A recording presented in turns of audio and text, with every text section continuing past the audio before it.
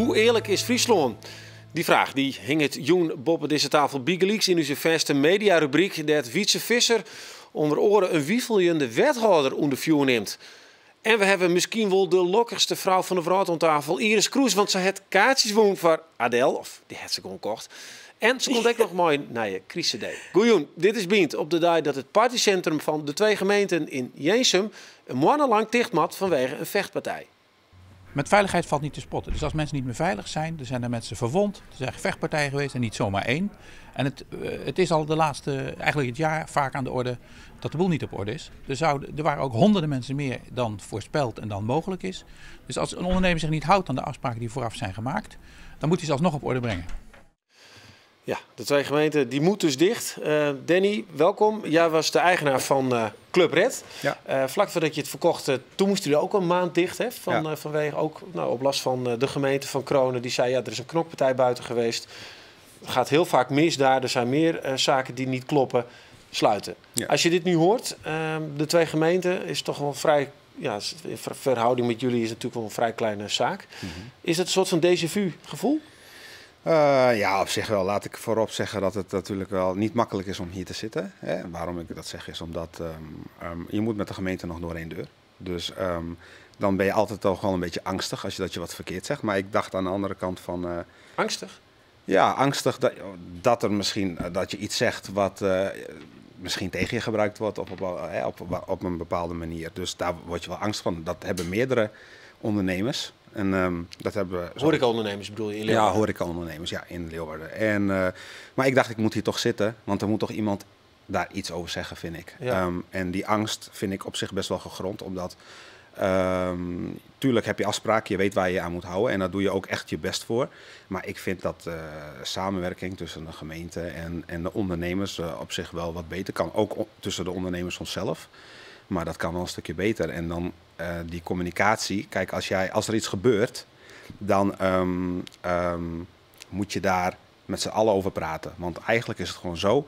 Ben jij als ondernemer er voor de gasten? Hè, dat wil je gewoon graag. Je wil dat ze een leuke tijd hebben. En de gemeente en de politie die moeten de orde handhaven. En daar moet je met op straat. En daar moet je met elkaar in gesprek over. Maar soms, waar ligt de grens? Ja. Dat vraag Want dat is nu ook heel duidelijk. Hè? Ik bedoel, er is daar geloof ik een vechtpartij op straat geweest. Kronen zegt, ze keerden zich tegen de politie. Ja. En dus is het de verantwoordelijkheid voor de kroegeigenaar. Dat hebben jullie in principe ook meegemaakt. En wat gebeurde er bij jullie? Nou, bij ons was het ook eigenlijk met een vechtpartij. Dat heb ik buiten op straat? Buiten op straat. Nou ja, het was geen vechtpartij. Het was een duw- en trekpartij. Net in de zaak nog. Dus dat is voor jezelf. Maar dat was binnen een minuutje opgelost. En dat kan je dan weer leggen. Met camerabeelden hebben we ook gedaan. Alleen ja, goed, ze vonden het toch blijkbaar erg genoeg om het voor een maand te sluiten. Nou ja, goed, dat zijn dingen die gebeuren, maar dan nog... Nou ja, maandsluiting. Ik bedoel, voor een ondernemer is dat natuurlijk... deze jongens zeggen, nou, dat kan ons faillissement wel eens worden. Nee, maar dat was voor ons net zo eigenlijk. Hè. Dat kost je enorm veel geld. En wordt daar genoeg rekening mee gehouden. Maar waar ik eigenlijk heen wil, is waar ligt de verantwoordelijkheid? Hè? Tot hoe ver gaat dat? Ik bedoel, mensen gaan op stap. De een reageert anders op alcohol dan de ander. Je weet niet hoeveel mensen al hebben gedronken. Als je bij de deur komt, dan heeft de portier... jij bent voor de veiligheid wat er in de zaak gebeurt. Dat begrijp ik. Maar niet de openbare orde buiten op straat? Ik begrijp dat jullie daar ook verantwoordelijk voor zijn. Ja, en daar wil ik dus eigenlijk heen. Als iemand te veel heeft gedronken, zeg maar... en dat slaat later in... of die krijgt ruzie met iemand anders verderop in de straat... of een heel eind verder, nog echt een eind verder... dan ben je daar ook nog verantwoordelijk voor. En tot hoe ver gaat dat? Ja. En daar... Ik kan natuurlijk niet verantwoordelijk zijn voor 800 man... in de zin van als die op straat komen... en die zijn 2 blokken verderop... en die maken heisa. Ja, daar heb ik geen controle meer over. Zover gaan mijn portiers ook niet de straat. Is het dan oneerlijk wat Kronen doet, volgens jou? Nou ja, kijk, ik kan niet spreken over deze zaak, want ik weet de ins en outs niet precies. Bij jezelf, als je dat dan... ik vond dat er wel een aantal dingen niet helemaal eerlijk zijn gegaan. Zo heb ik dat zeker ervaren, ja. Hoe zeg je hem dat, Wietse Bigeleaks? Ja, ik vind het wat lastig om daar echt naar te doen, Jan. Ik vraag me af, waarom wordt de gemeente volle strenger? Of waarom is de gemeente zo streng? Waarom is dat? Nou, dat zijn dingen die niet zijn verteld. Kijk, wij hebben een brief gekregen, of eerst een belletje. Daarna de burgemeester heeft voornemen tot sluiten. Dan ga je daar over praten. Je denkt waarom, maar er is nooit verteld waarom het in één keer zo streng is geworden. Komt dat door te veel incidenten van anderen? Ik heb geen idee. Dat antwoord kan ik niet geven. Nee. Maar je zegt ook wel iets interessants, hè? Want dat heb ik zelf ook begrepen. Ik heb een rondje gemaakt bij ondernemers en die zeggen allemaal ja, het is willekeur. Op het moment dat er dus zometeen iemand bij mij uit de kroeg gezet wordt en die slaat daarna vervolgens een politie neer, dan moet ik sluiten. Ja, dat die angst, het is nu ondernemen met angst.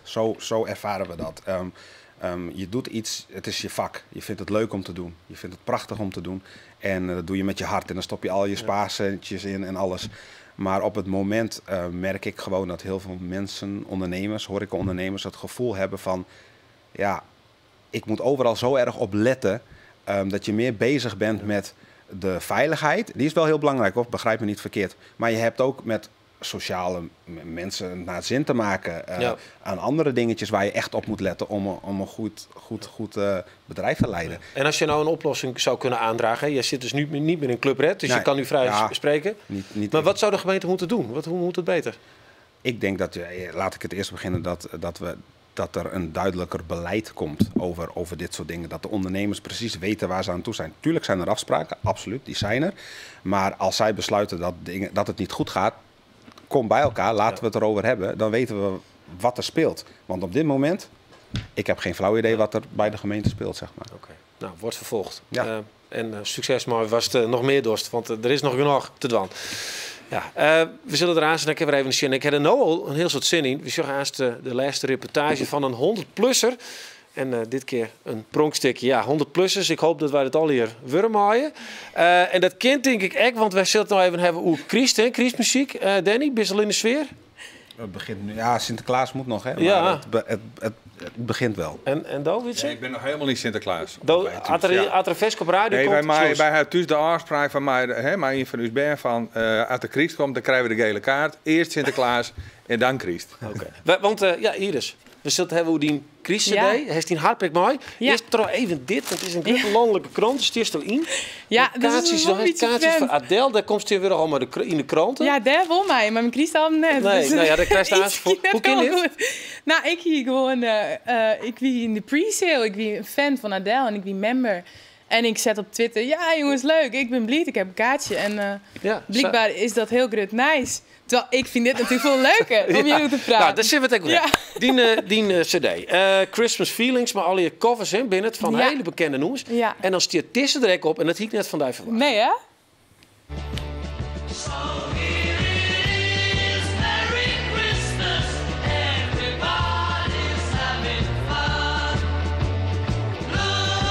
Ja, Wietse krijgt een gele kaart, jongen, want er zit gewoon uit. Helaas, ja. Dit is die favoriet, hè? Ja, ik vind dit nummer, daar denk ik altijd bij een Christ. Dat is mijn Christ-nummer wel. Ja, klopt. Maar waarom is het dan? Dat moest van Uusheid.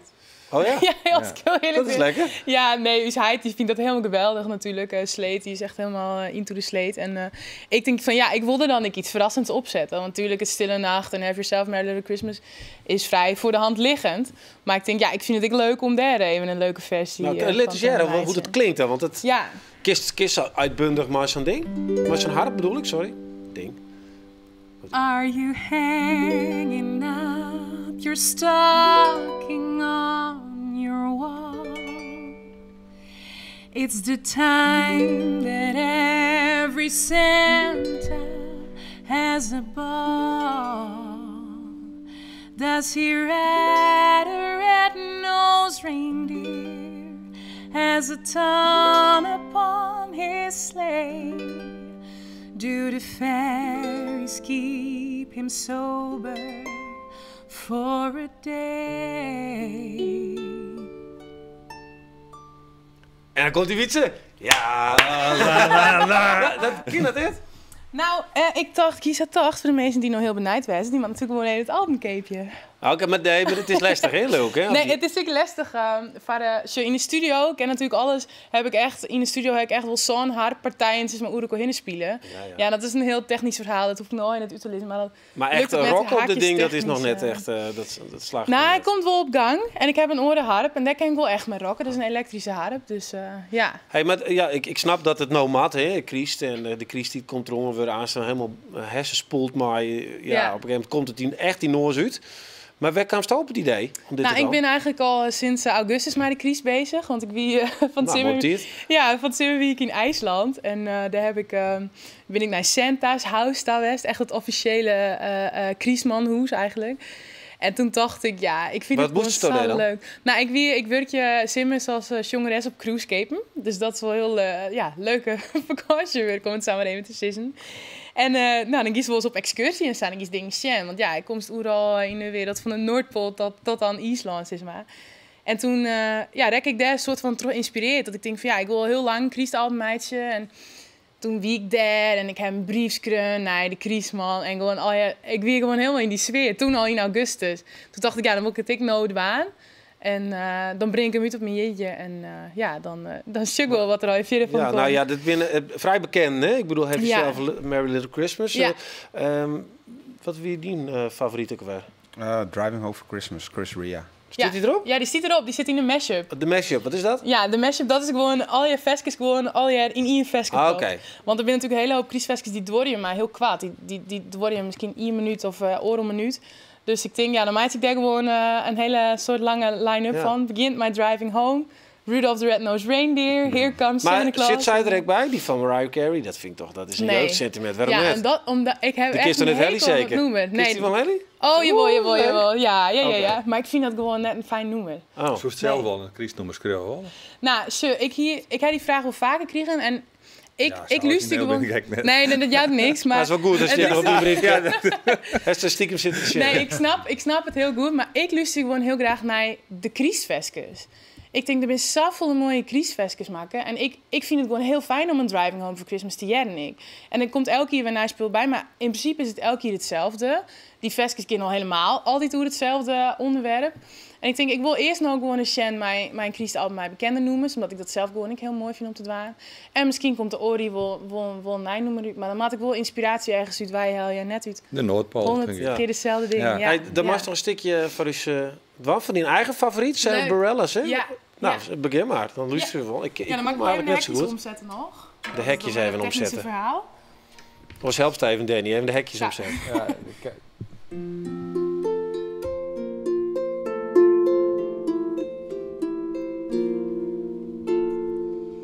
I don't care if the house is packed or the strings or light are broken.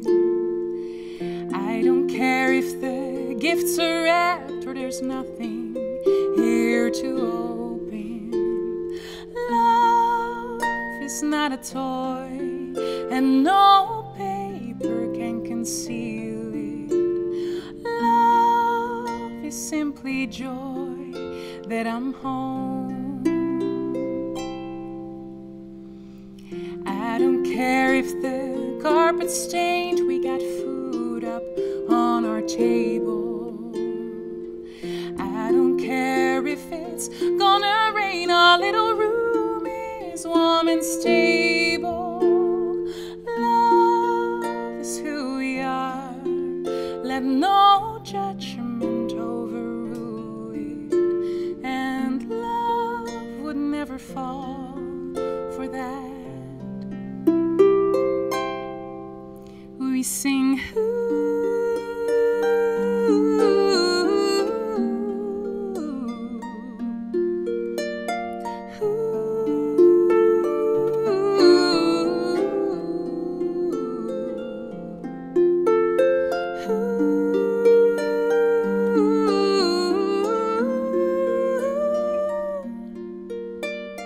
let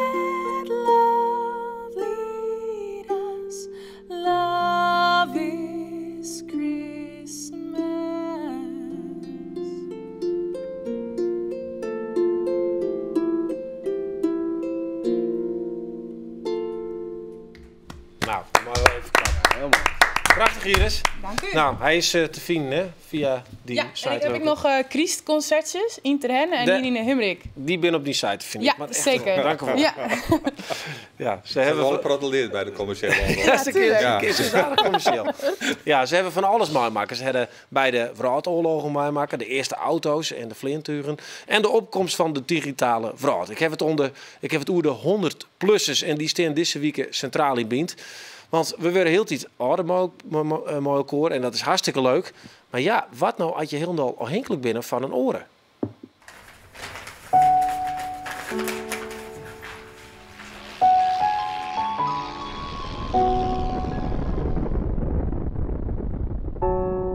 Ik heb heel veel meegemaakt. Ik heb een hele mooie tijd gehad. One small step for man, one giant leap for mankind.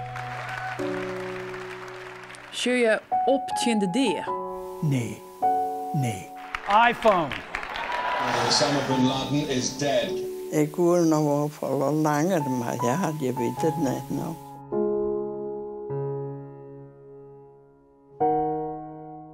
Ik ben bij Volkje Algra in Gietjerk. Maar haar 100 jaar is ze de jongste van deze serie. Ja. Vielen jou ik 100? Nou, eigenlijk net.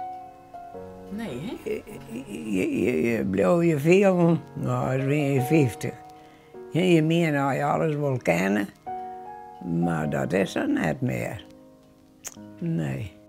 Maar de holle is het al je goed. Maar de soens krijgt na haar 100ste jiddy eerder kanker constateerd. En ze kan nog maar 12% zien. De kanker, dat denk ik net eens about aan. Maar het zien, want ja, dat is elke keer. Ja, als je ergens rennen, je ziet niks. Nee, en ik wil alles nog zo graag.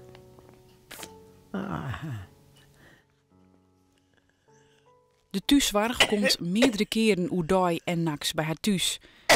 Haar dochter Ali wen het bij haar in, maar die is 72 en ken ik net alles meer. Ja, ik ben zo. Ik wil net van Ooro heen, ik wil zelf rijden. Dat liep het mij moeilijk als je ouder binnen en je wordt afhankelijk. Ja, dat is niks voor mij. Nee. Nou ja. Het mat. Je zult er je wel onderdeel aan maken. Maar ik zeg, ik wil een Ali erin, ik niks meer aan.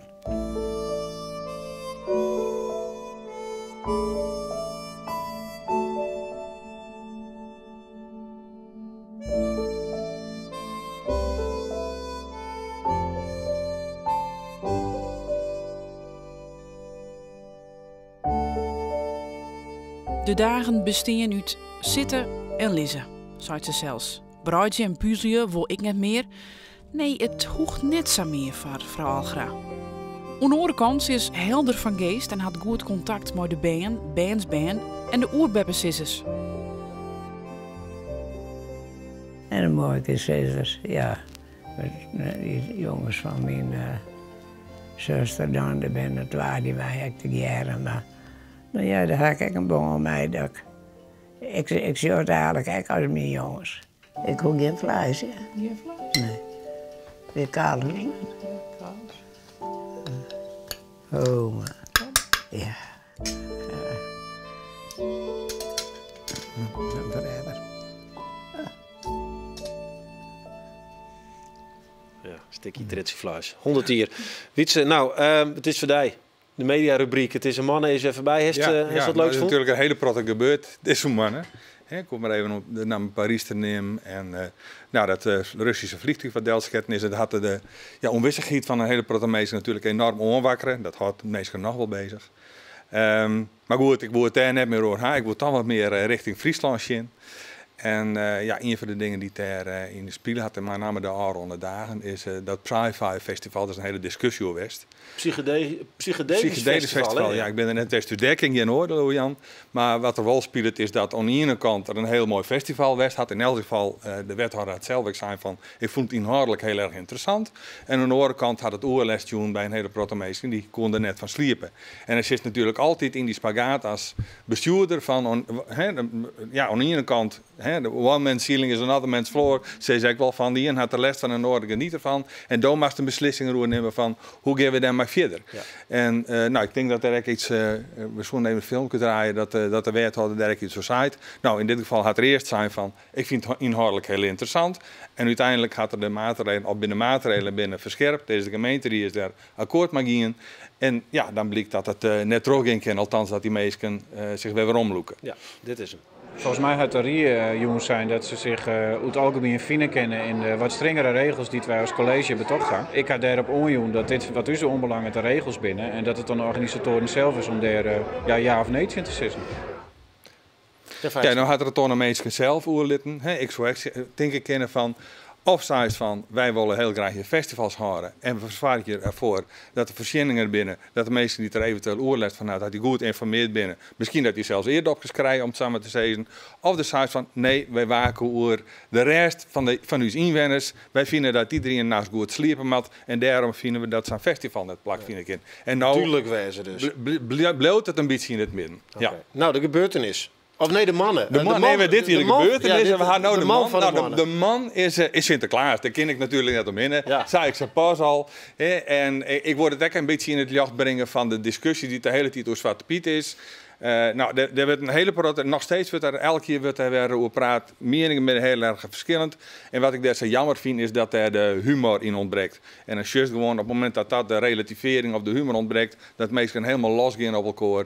En ik denk van, het is toch zonde, want het moet gewoon heel erg leuk wezen. Boven dat, het heet Sinterklaasfeest. Dus ik wil nog wat meer de figuur van Sinterklaas centraal stellen. En dat ik het dan door humor ga. En ik zet toevallig in het vak, waar humor ook een bekend middel is om dingen aan de man te brengen.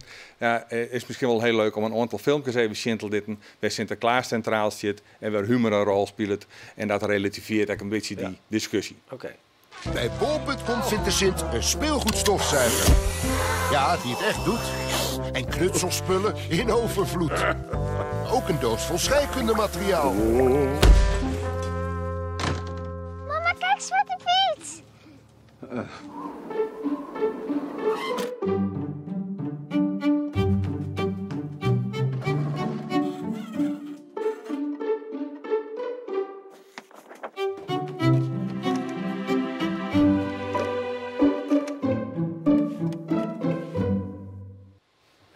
Ja, twee commercials die op een hele verschillende manier met het gegeven Sinterklaas omgaan. Die ene wordt Sinterklaas wordt grappen met Sinterklaas maken. Dat vond ik die lijst heel erg leuk. Ja, kijk, leuk, het is zwart-wit. Ja. Hartstikke leuk. Hij is dus ook een commercial. Dan zei ze, hey, het is hem echt. Gewoon heel leuk.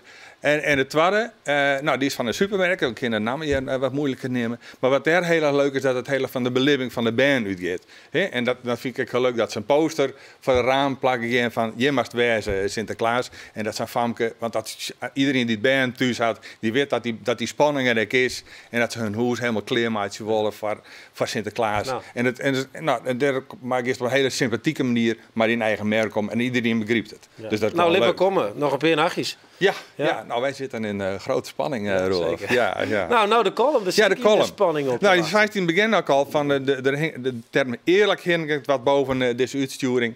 En deze column is ik neemt eerlijk. Friesland staat bekend om begrippen als echt en eerlijk. Dat is mooi in deze onwisse tijden. En het jouwt houdt vast. Maar Friesland is ook een stukje verraad. Dus gaat hier soms echt mis. Denk aan de Bernepornozaak in Pinjum en denk aan de bedroogde boer in Drachten. De boer, wie heel eerlijk doet er als christen weigeren en praktiserend homo een stageplek te aan. Het wie wat eerlijker west om dat strenge leeuwen net zat te praktiseren. Tja, als mensen kunnen we eerlijk wezen. Naar elkaar, naar uzelfs. Maar dit genoer had de natuur zijn eigen wetten. En die ben net altijd eerlijk. Als jong vrommers dorst er alles aan om die 400 meter zo hut mogelijk te rijden. Dan gist op een dag naar het ziekenhuis voor een kieste en dan blijkt het een leelkaardige tumor. Nee, dat is net eerlijk. En dan zeggen de meesten, vlucht je het in kanker. Dat is geen eerlijk advies. Kanker is een kwestie van dikke pech en dan verliest. Of had groot geluk en dan winst. Het is het vluchtje in die zwieren onwissigheid, waar Mike Thijsje Oenema alle sterkte, dan wens je wel. Liekers alle meesken, voor wat onwissigheid de grut voor worden is. Dank u wel, Wietse. Je meek bedankt. Dit wie wint nog een hele mooie joen verder.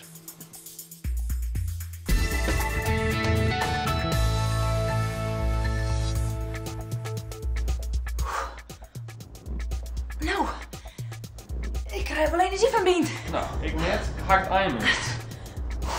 Morgen Bient, twee oor-topspitsen bij Cambuur. De een Willem van der Ark en de oor Mark de Vries. Ah nee, Mark de Liewaarder. Morgen dus, in Bient Sport. Oké, nou dan kist dan mooi even op de bal. Oh.